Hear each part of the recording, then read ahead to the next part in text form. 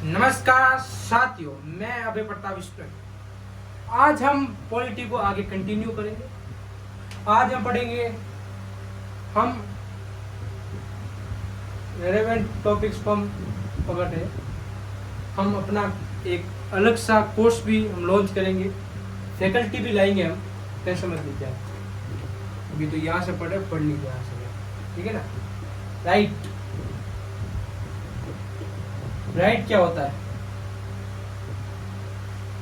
मतलब कि अधिकार, आपका अधिकार क्या होता है संविधान में, तो आपको डिफाइन करने को बोल दिया जाए तो राइट का मतलब होता है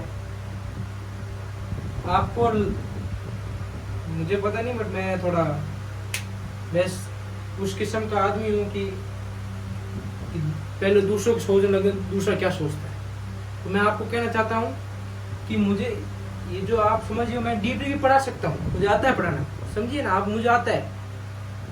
बट मैं ये कह रहा हूँ कि अपन पहले बेसिक पढ़ ले, फिर थोड़ा बड़ा ब्रेक बोर्ड आ जाएगा, उसमें आपको मैं एक एक टॉपिक पढ़ाऊंगा। मैं कह रहा हूँ, लिख के दे रहा हूँ, पॉलिटी का, हिस्ट्री का, इकोनॉमिक्स तक पढ़ाऊंगा मैं, आता मुझे ठीक ठाक पढ़ा दूंगा। Claim of individual against state, और मैं बता देना चाहता हूँ कि मैं एक सीसेट जो आपका आता है प्रीलिम्स में जो सेकंड आता है, उसके लिए भी मेरी फैकल्टी है। फैकल्टी मतलब मेरा भाई है, वो पढ़ा देगा। मुझे भी आता लेकिन मैं ओके अच्छा लगता थोड़ा, दो टीचर हो तो। Claim of individual against state, state का मतलब ये नहीं होता।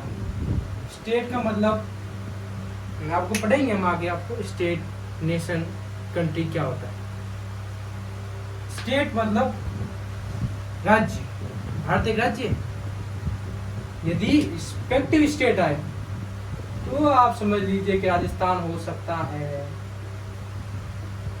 ठीक है ना, राजस्थान हो सकता है, उत्तर प्रदेश हो सकता है, जितने भी 28 राज्य है भारत के वो हो सकते हैं। बट स्टेट की बात आए तो एक भारत भी स्टेट है। एक क्लेम, आपका क्लेम नहीं है इंडिविजुअल का कि मेरा राइट है, मुझे बोलने का हक है, मैं कुछ भी पढ़ सकता हूं, मैं अपने धर्म को प्रमोट कर सकता हूं, जो भी संविधान में दे रखे है वो आपका क्लेम है। ये आपका अधिकार है कि आप अपना स्पीच एंड एक्सप्रेशन कर सकते हैं, एक्सप्रेशन कर सकते हैं। आपको पढ़ने का हक है। आपको राइट टू इंफॉर्मेशन एक्ट 2004, आपको अधिकार इंफॉर्मेशन लेने का आपको हक है। वैसे हम आपको पढ़ेंगे, आप ये हम पढ़ेंगे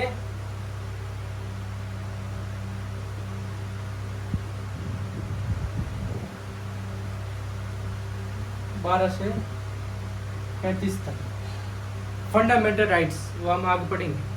मूल अधिकार, only justify, only justified claims of individual, claims of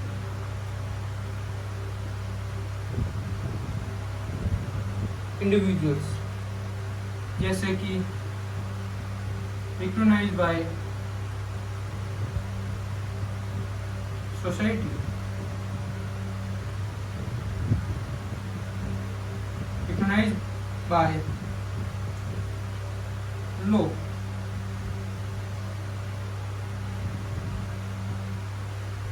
अब जस्टिफाई होने चाहिए।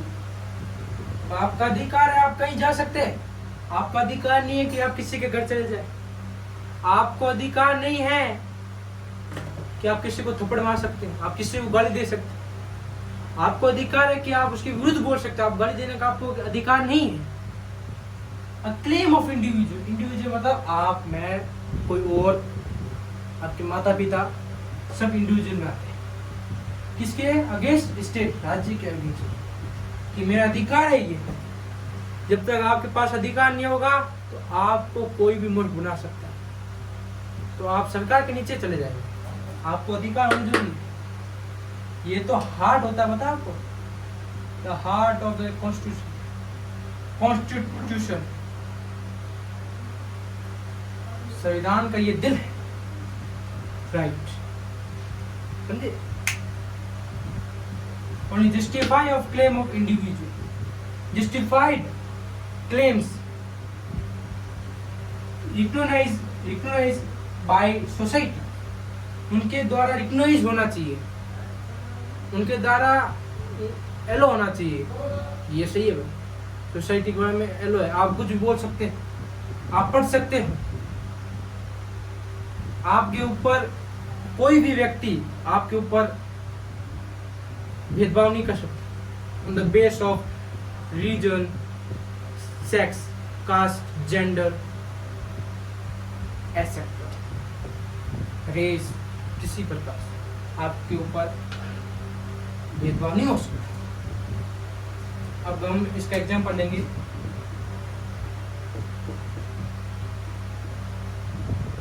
स्पीच एंड एक्सप्रेशन,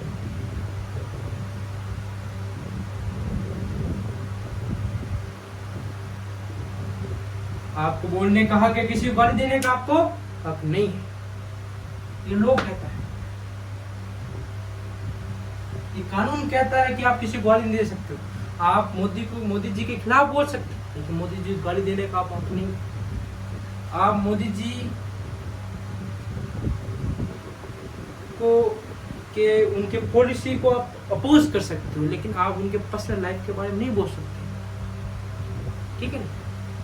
संविधान ये समाज और कानून से परमृत है, रिकॉग्नाइज, समझिए, यही है, राइट।